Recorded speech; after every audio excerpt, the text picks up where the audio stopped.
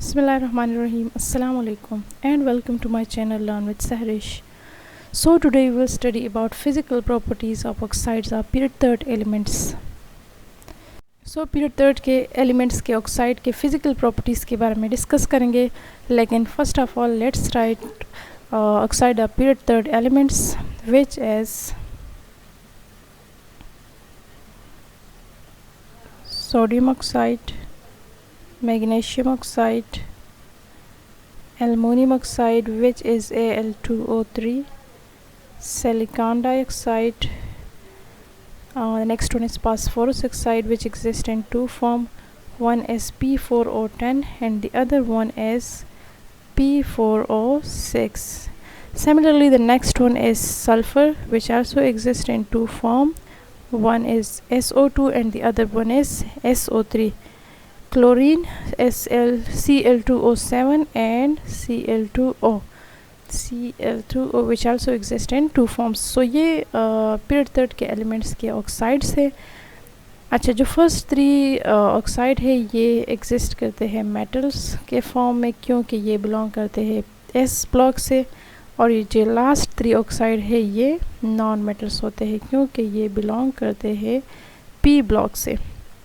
इस तरह से दरमियान वाला जो है सिलिकॉन डाइऑक्साइड तो ये मेटलॉइड होता है क्योंकि ये नॉन मेटल और मेटल्स के बीच में प्रेजेंट होता है, तो इसी वजह से इसमें इन दोनों की कैरेक्टरिस्टिक्स मौजूद होती है. अच्छा, जो सबसे पहले इसकी फिज़िकल प्रॉपर्टी है तो वो है इसका स्ट्रक्चर. अच्छा, तो ये जो फर्स्ट थ्री ऑक्साइड है sodium oxide, magnesium oxide and aluminium oxide जो कि मेटल्स है, तो इसका जो स्ट्रक्चर होता है तो ये मेटलॉइड होता है. ये आयनिक कंपाउंड्स बनाते हैं और इसका जो स्ट्रक्चर होता है वो जॉइंट स्ट्रक्चर होता है. जॉइंट स्ट्रक्चर का मतलब ये है कि इसका स्ट्रक्चर बड़ा होता है. ठीक है, इस तरह से सिलिकॉन डाइऑक्साइड जो होता है ये जॉइंट कोवेलेंट स्ट्रक्चर के फॉर्म में एग्जिस्ट करता है. मतलब ये है कि इसमें जो बॉन्ड्स होती है वो कोवेलेंट बॉन्ड्स होती है और इसका स्ट्रक्चर भी बड़ा होता है. इस तरह से जो लास्ट थ्री ऑक्साइड्स है ये मॉलिक्यूल फॉर्म में एग्जिस्ट करते हैं. ठीक है, और इसके दरमियान जो फोर्सेस होते हैं टू टाइप ऑफ फोर्सेस इसमें हो सकती है. ठीक है, या इसमें डाइपोल फोर्सेस होगी या लंडन डिस्पर्जन फोर्सेस होगी. अगर इसमें पोलरिटी एग्जिस्ट करती है मॉलिक्यूल्स के बीच में तो फिर इसमें डाइपोल फोर्सेस होगी. अगर इसमें पोलरिटी नहीं है तो फिर इसमें लंडन डिस्पर्जन फोर्सेस होगी. ठीक है, जो कि दोनों वीक फोर्सेस होती है. इसी तरह से जो नेक्स्ट प्रॉपर्टी है वो है melting point and boiling point.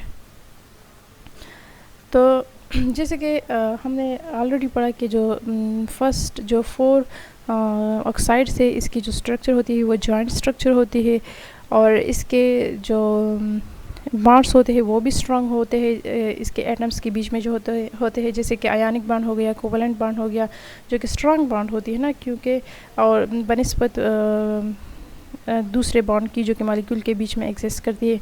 तो इसी वजह से इसकी जो मेल्टिंग और बॉइलिंग पॉइंट होगी वो भी हाई होगी. हाई क्यों होगी? क्योंकि इसका एक रीज़न तो ये है कि इसका स्ट्रक्चर बड़ा होता है और दूसरा रीज़न इसके ये है कि इसके दरमियान जो बॉन्ड्स होती है वो स्ट्रांगर होती है. लेकिन जो लास्ट थ्री ऑक्साइड से फास्फोरस हो गया, सल्फ़र हो गया और क्लोरीन, इसकी जो ऑक्साइड है तो इसकी मेल्टिंग और बॉइलिंग पॉइंट जो होती है वो लो होती है. वो लो इसलिए होती है क्योंकि इसके ये दरमियान जो फोर्सेस होती है डाइपोल फोर्सेस या लंडन डिस्पर्जन फोर्सेस तो वो वीक होती है. तो इसी वजह से इसकी बॉइलिंग पॉइंट या मेल्टिंग पॉइंट भी वीक होगी. इस तरह से जो थर्ड प्रॉपर्टी है वो है electrical conductivity. So what is electrical conductivity? Electrical conductivity means कि एक एलिमेंट या कंपाउंड में कितनी एबिलिटी है कि वो इलेक्ट्रिक करंट को पास कर सके. ठीक है, सो वो एलिमेंट्स या कंपाउंड जो इलेक्ट्रिक करंट को प्रोड्यूस कर सके तो वो कंडक्टर्स होते हैं, और जो कि इलेक्ट्रिक करंट को प्रोड्यूस ना कर सके या पास ना कर सके तो वो नॉन कंडक्टर्स होते हैं.